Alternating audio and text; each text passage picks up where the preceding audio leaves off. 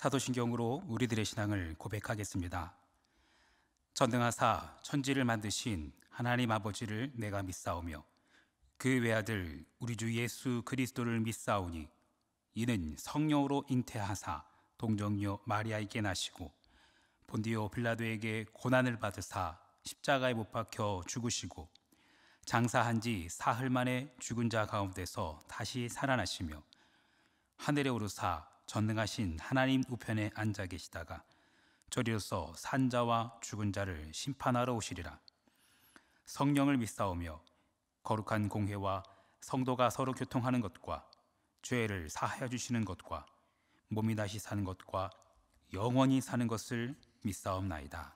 아멘.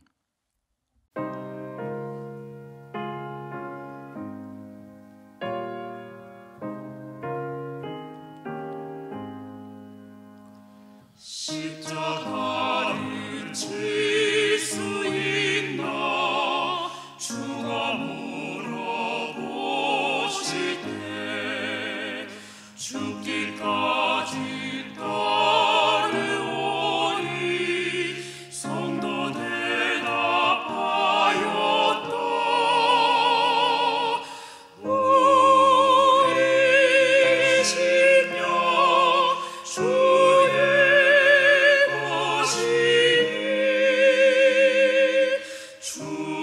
주님의 영광 만드소서. 주 인도 따라 살아갈 동안 사랑과 충성 늘 바치오리다. 너를 기억하고 있나 구원받은 강요를 죄가 회개하였을 때 나가라 하셨다. 우리의 심령 주의 것이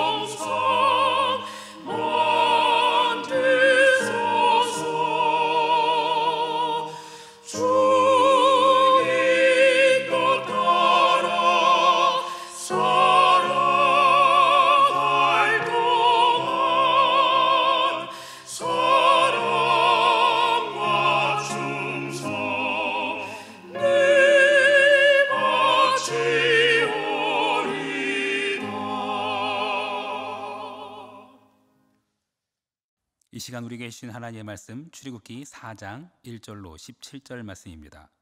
출애굽기 4장 1절로 17절 말씀. 모세가 대답하여 이르되 그러나 그들이 나를 믿지 아니하며 내 말을 듣지 아니하고 이르기를 여호와께서 내게 나타나지 아니하셨다 하리이다. 여호와께서 그에게 이르시되 내 손에 있는 것이 무엇이냐? 그가 이르되 지팡이니이다. 여호와께서 이르시되 그것을 땅에 던지라 하시매 곧 땅에 던지니 그것이 뱀이 된지라. 모세가 뱀 앞에서 피하매 여호와께서 모세에게 이르시되 내 손을 내밀어 그 꼬리를 잡으라. 그가 손을 내밀어 그것을 잡으니 그의 손에서 지팡이가 된지라. 이는 그들에게 그들의 조상의 하나님 곧 아브라함의 하나님, 이삭의 하나님, 야곱의 하나님 여호와가 내게 나타난 줄을 믿게 하려 함이라 하시고, 여호와께서 또 그에게 이르시되 내 손을 품에 넣으라 하시매 그가 손을 품에 넣었다가 내어 보니 그의 손에 나병이 생겨 눈같이 된지라. 이르시되 내 손을 다시 품에 넣으라 하시매 그가 다시 손을 품에 넣었다가 내어 보니 그의 손이 본래의 살로 되돌아왔더라. 여호와께서 이르시되 만일 그들이 너를 믿지 아니하며 그 처음 표적의 표징을 받지 아니하여도 나중 표적의 표징은 믿으리라. 그들이 이 두 가지 이적을 믿지 아니하며 내 말을 듣지 아니하거든 너는 나일강 물을 조금 떠다가 땅에 부으라. 내가 떠온 나일강 물이 땅에서 피가 되리라. 모세가 여호와께 아뢰되 오 주여, 나는 본래 말을 잘하지 못하는 자니이다. 주께서 주의 종에게 명령하신 후에도 역시 그러하니 나는 입이 뻣뻣하고 혀가 둔한 자니이다. 여호와께서 그에게 이르시되 누가 사람의 입을 지었느냐? 누가 말 못하는 자나 못 듣는 자나 눈 밝은 자나 맹인이 되게 하였느냐? 나 여호와가 아니냐? 이제 가라. 내가 네 입과 함께 있어 할 말을 가르치리라. 모세가 이르되 주여, 보낼 만한 자를 보내소서. 여호와께서 모세를 향하여 노하여 이르시되 레위 사람 내 형 아론이 있지 아니하냐? 그가 말 잘하는 것을 내가 아노라. 그가 너를 만나러 나오나니 그가 너를 볼 때 그의 마음에 기쁨이 있을 것이라. 너는 그에게 말하고 그의 입에 할 말을 주라. 내가 내 입과 그의 입에 함께 있어서 너희들이 행할 일을 가르치리라. 그가 너를 대신하여 백성에게 말할 것이니 그가 내 입을 대신할 것이요 너는 그에게 하나님같이 되리라. 너는 이 지팡이를 손에 잡고 이것으로 이적을 행할지니라. 잠시 기도하겠습니다. 사순절이라는 40일간의 영적인 여정을 끝내고 우리는 매일이라는 영적 여정을 살아가고 있습니다. 주님, 우리가 이제 어떤 길을 가기를 원하십니까? 사순절에서 40가지의 지혜를 발견하였을진데 이제 어떤 길을 걸어가야만 하겠습니까? 주님, 우리의 매일이라는 영적 여정 오직 주님께서 인도하여 주옵소서. 시간이 흐르고 계절이 변하여 이제는 완연한 봄입니다. 거리에는 꽃이 피고 꽃잎이 흩날립니다. 모든 인생들이 꽃길만 걷길 바라겠지만 뜨거운 여름도 견뎌야 하고 쓸쓸한 가을도 견뎌야 하며 추운 겨울도 이겨내야 다시금 꽃이 필 것입니다. 주님, 우리가 하나님께서 허락하신 시간들을 언제나 감사함으로 받으며 기쁨으로 걸어가게 하여 주옵소서. 사순절 이후 우리는 새벽마다 출애굽기를 묵상하는 가운데 있습니다. 하나님께서 원하시는 하나님의 나라를 향한 그 여정, 하나님께서 어떻게 인도하시는지 우리로 하여금 그 하나님의 인도하심을 깨닫는 지혜가 있게 하여 주옵소서. 예수 그리스도의 이름으로 기도합니다. 아멘. 여러분은 뭔가 이렇게 중요한 결정을 앞두고 갈등하거나 망설이면서 하나님의 사인을 구해보신 적 없으십니까? 인생의 가장 큰 결정 중에 하나라면 바로 결혼이 있겠죠. 결혼, 정말 내가 평생을 함께 해야 할 사람인지 그 결정을 앞두고 갈등하고 망설이면서 하나님께 사인을 구하기도 합니다. 또는 학교를 정하거나 직장을 결정할 때도 기도합니다. 하나님, 이거 정말 맞아요? 하나님, 이게 정말 맞다면 내게 이런 사인을 좀 보여주세요. 5 손가락이 갑자기 6 손가락으로 변한다든지 파란 하늘이 갑자기 빨갛게 변한다든지, 뭐 갑자기 그런 사인을 보여주시면서 이 사람이 맞으니 평생을 함께해라. 그 직장 맞으니 너 거기 가서 군소리 말고 열심히 해라. 하나님께서 이런 식으로 응답해 주신다면 뭐 아주 속이 후련하고 갈등도 없고 충성할 것 같습니다.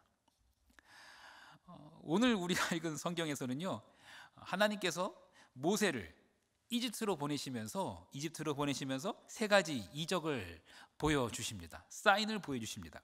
첫째는 손에 있던 지팡이를 던져서 뱀이 되게 하는 것이며, 두 번째는 손을 품에 넣어서 나병이 생기고 다시 넣으니 본래 살로 회복되는 이적이었습니다. 그리고 세 번째는 나중에 보여주시겠지만 나일강이 피로 변하게 하는 이적이었습니다.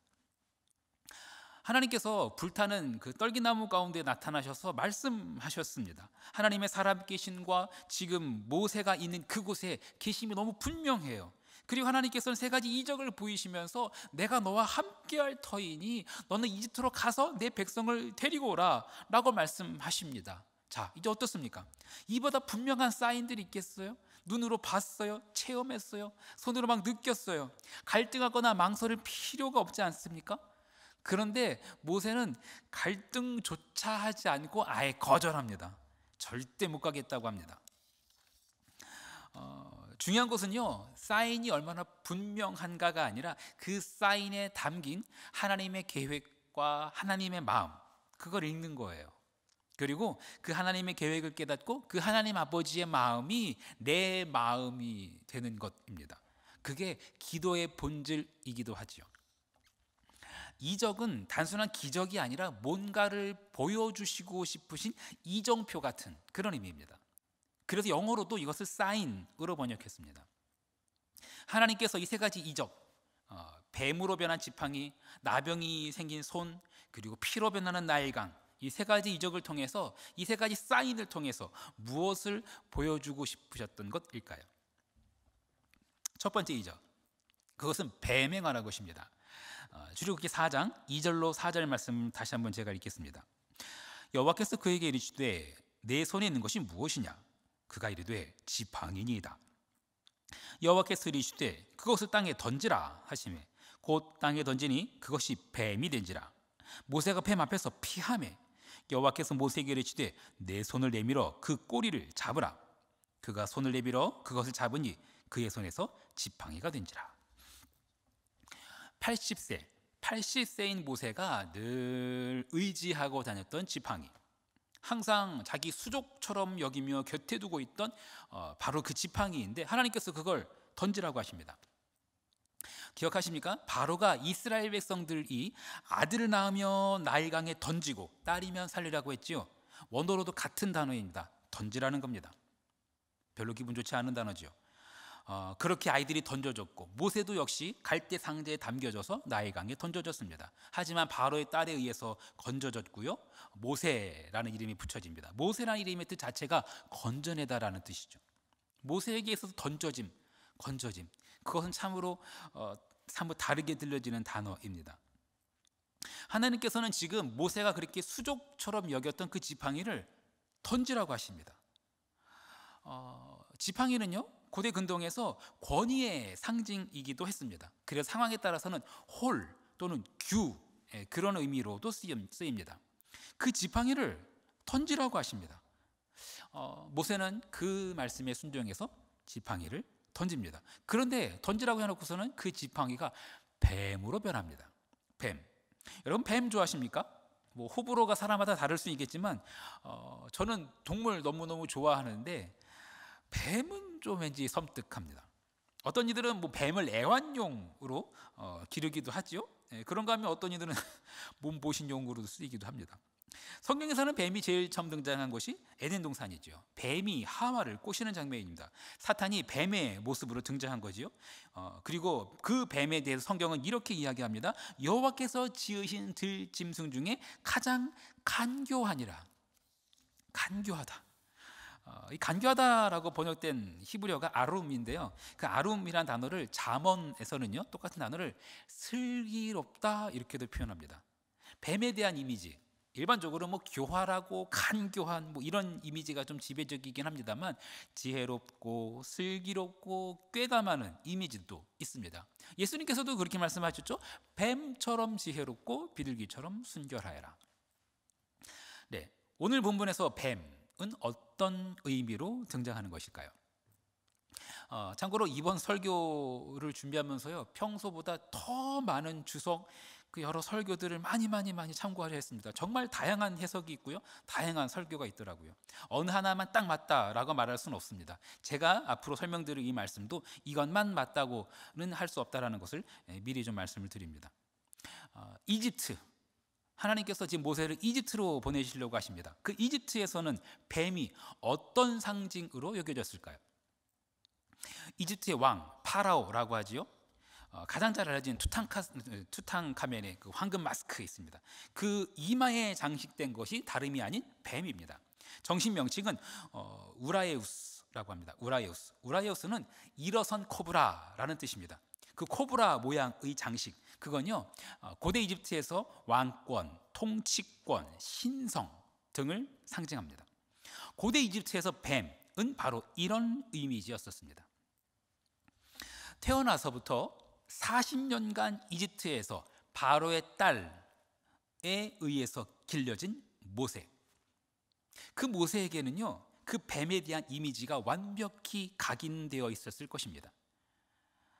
그런데 자신의 지팡이가 뱀으로 변하자 그 뱀, 그 우라에우스라는 그 투탕카멘의 황금 마스크에도 달려있었던 그 뱀으로 변하자 모세의 반응은 어떤지 아십니까?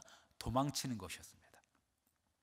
모세는요, 과거에 40년 전 이집트 사람을 자기 동족 이스라엘 사람을 괴롭힌다는 것 때문에 그 이집트 사람을 죽입니다. 하지만 정작 나중에 같은 민족인 이스라엘 백성들에 의해서 자기가 살인죄를 범한 것이 탄로 나게 되어집니다. 그리고 모세는 이집트에서 도망칩니다. 그랬던 모세, 지금은 자신이 의지했던 이 지팡이가, 자신이 수족처럼 여겼던 이 지팡이가 뱀으로 변하자, 이집트에서는 왕권과 통치권과 신성으로 여겨졌던 그 뱀으로 변하자 그 앞에서 도망칩니다. 과거에 그랬듯이 40년이 지나서도 그는 도망칩니다. 그런 모세에게 하나님께서 이렇게 말씀하십니다. 출애굽기 4장 4절 말씀. 여호와께서 모세에게 이르시되 내 손을 내밀어 그 꼬리를 잡으라. 그가 손을 내밀어 잡으니 그의 손에서 지팡이가 된지라. 내 손을 내밀어 잡으라. 그가 손을 내밀어 잡으니, 잡으라라고 말씀하신 하나님의 그 잡으라와 그리고 잡으니라고 한 모세의 반응, 우리나라 말 성경에서는 똑같은 단어로 번역되어 있지만 원어로는 다른 단어이며 뉘앙스도 조금 다릅니다. 하나님께서 명령하신 잡으라라고 하실 때 그 잡으라는요, 아하즈입니다. 조종하다, 소유하다 이런 뜻이 내포되어 있습니다. 이집트를 아주 그냥 휘어잡으라는 겁니다. 그런데 모세가 보인 반응, 모세가 한 행동, 잡으니라는 단어는요, 다른 단어입니다. 하자크라는 단어입니다. 이건요, 강하다 그리고 완고하다라는 뜻이 내포되어 있습니다. 이후에 모세가 바로에게 이스라엘 백성들의 출애굽을 요구했었을 때 바로의 마음이 완악하여집니다. 이스라엘 보내지 않으려고 하죠. 그때의 바로의 마음, 완악한 마음, 그것 역시 하자크입니다.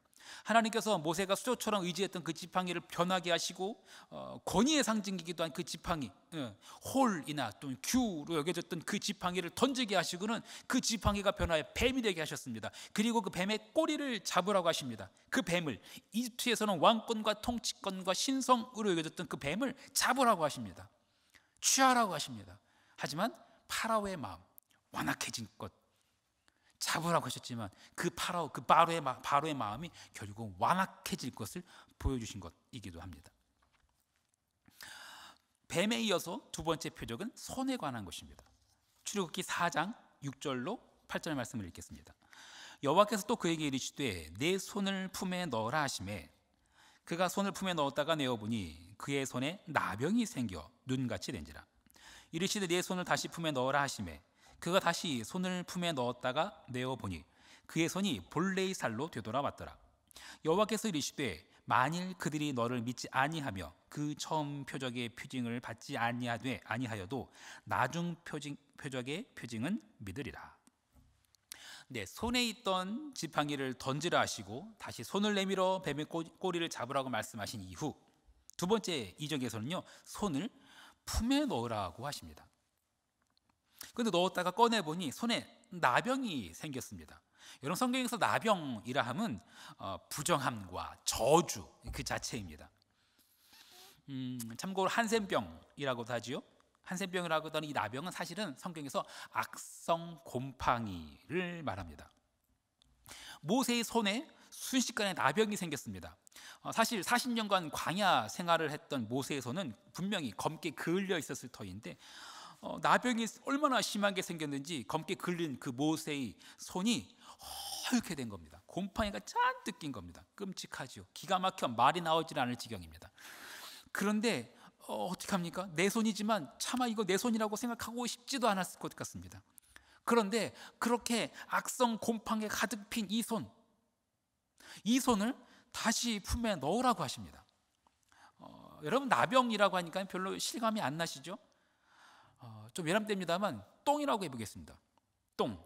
여러분, 만약에 내 손에 똥이 잔뜩 묻었다고 생각해 보십시오. 더럽고 냄새나는 그 똥이 잔뜩 묻었다고 생각해 보십시오. 이걸 다시 넣으라고 하면 넣으시겠습니까? 씻어야죠. 근데 여러분, 씻고 넣어야겠죠. 근데 나병은 씻을 수 있는 게 아닙니다.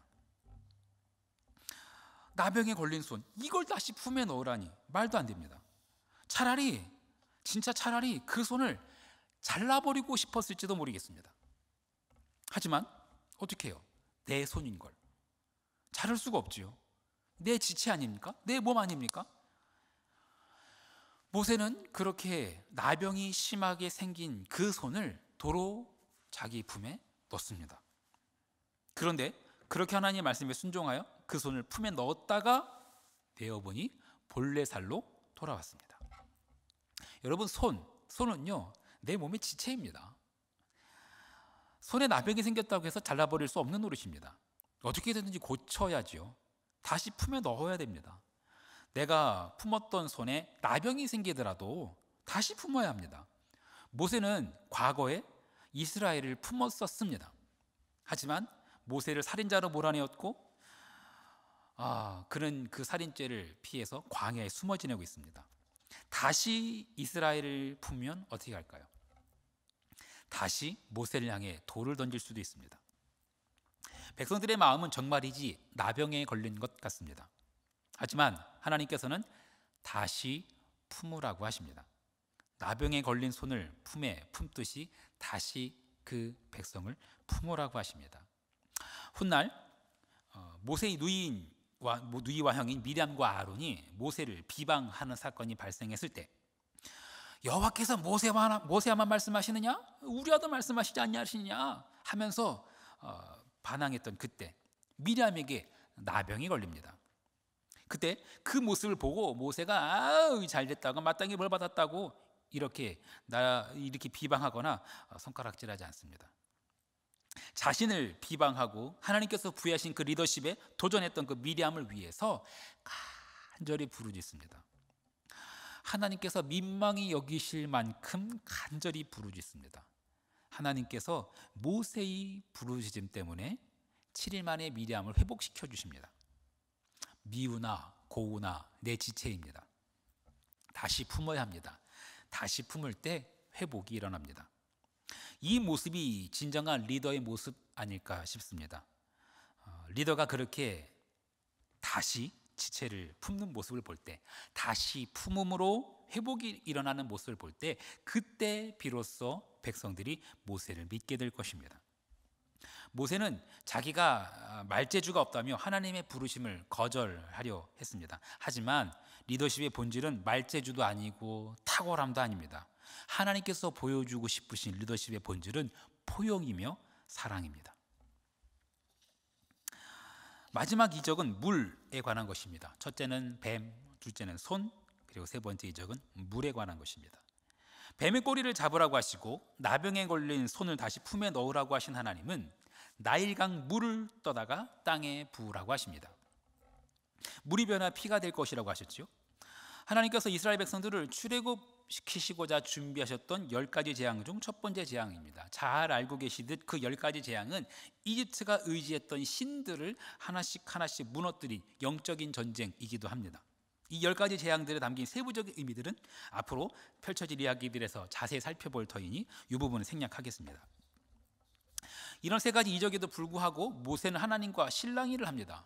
참 하나님도 대단하시지만 모세도 참 대단합니다. 그 불타는 떨기나무에서 하나님의 음성을 들었을 뿐 아니라 이런 세 가지 이적을 체험했음에도 불구하고 자기 손에 있던 지팡이가 변했고요, 자기 손이 변했는데 이걸 다 체험했음에도 불구하고 하나님과 실랑이를 하고 있어요. 안 간다 이겁니다.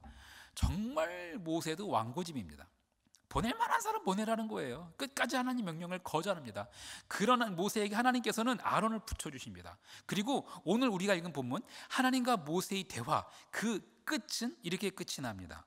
출애굽기 4장 17절, 너는 이 지팡이를 손에 잡고 이것으로 이적을 행할지니라. 네, 80세인 모세, 그가 의지하고 그가 수족같이 여겼던 그 지팡이, 손에 던졌을 때 뱀으로 변했고 다시 그 꼬리를 집었었을 때 지팡이로 변한 그 마른 막대기요. 아무런 생명력도 없고 아무런 능력도 없는 그저 마른 막대기. 그런데 그걸 손에 잡고 이적을 행하라라고 말씀하십니다. 하나님의 최종 명령에 대한 모세의 대답이 없습니다.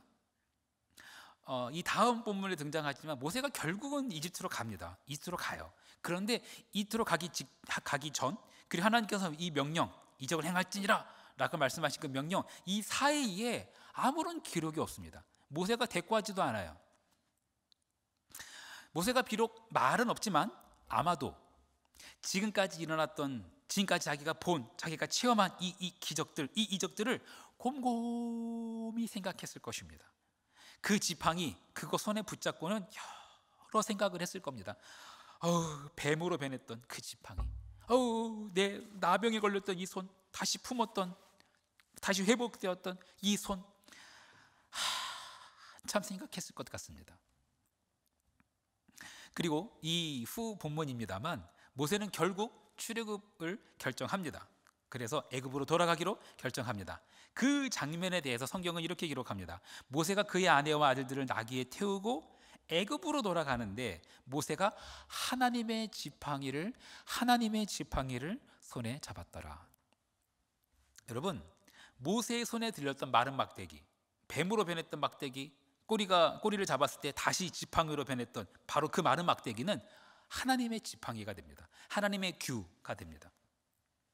아무런 생명 없는, 아무런 가능성이 없는 그저 마른 막대기인데 그 막대기가 하나님께서 함께 하시면 거대 제국 이집트를 무너뜨리는 하나님의 지팡이가 됩니다. 10가지 재앙에 이어서 홍해바다를 가르며 반석에서 물이 나게 하는 하나님의 지팡이가 됩니다. 하나님께서 함께 하실 때 지팡이를 하나님으로 여기는 사람은 아무도 없습니다.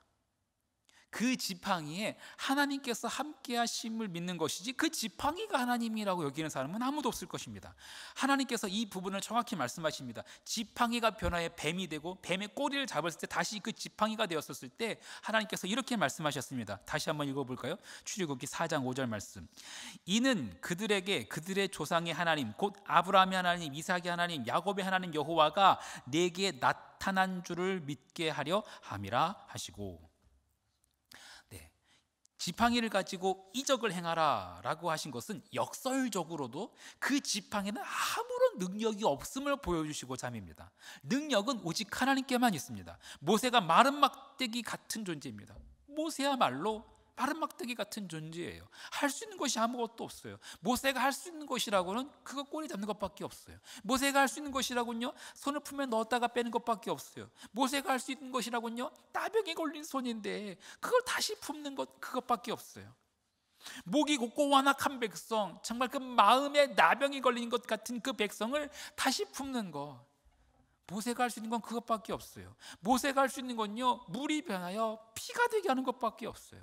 모세가 할 수 있는 것은요, 온 백성의 젖줄이며 생명수와도 같은 그 나일강 물이 변하여 피가 되게 하는 거예요. 나일강이 아니라 진정한 생명수는 오직 여호와 하나님이라고 증거하는 거예요. 사랑하는 성도 여러분, 능력은 내게 있지 않고 하나님께 있습니다. 내가 나를 볼 때 참 초라하고 부끄럽기가 그지 없습니다. 그런 모습을 가릴 수도 없고 부정할 수도 없습니다. 그런데 하나님은 내가 할 수 없다라고 말하는 그 순간, 나의 가능성을 포기하는 그 순간 하나님께서 일하기 시작하십니다. 그 하나님께서 파라오를 잡아서 굴복시키실 것이며, 그 하나님께서 목이 곧고 완악한 백성, 마음에 나병이 걸린 것 같은 그 백성을 그 하나님께서 다시금 회복시키실 것입니다. 하나님께서는요, 나일강물이 아니라 반석에서 나는 샘물로 백성들의 목을 마시우게 하실 것입니다. 우리는 그저 있는 모습 그대로 하나님께 나아갈 뿐입니다. 우리보다 앞서 일하시는 하나님께서 이집트에 먼저 가 계실 것입니다. 우리보다 앞서 일하시는 그 하나님께서 이미 광야에 가 계실 것입니다. 우리보다 앞서 행하시는 하나님께서 젖과 꿀이 흐르는 땅을 이미 예비하고 계십니다. 그 하나님을 바라고 믿고 따라가는 하나님 백성 되기를 간절히 소망합니다. 주기도문 하시겠습니다. 하늘에 계신 우리 아버지여, 이름이 거룩히 여김을 받으시오며 나라가 임하시오며 뜻이 하늘에서 이루어진 것 같이 땅에서도 이루어지이다. 오늘 우리에게 일용할 양식을 주시옵고, 우리가 우리에게 죄 지은 자를 사하여 준 것 같이 우리 죄를 사하여 주시옵고, 우리를 시험에 들게 하지 마시옵고 다만 악에서 구하시옵소서. 나라와 권세와 영광이 아버지께 영원히 있사옵나이다. 아멘.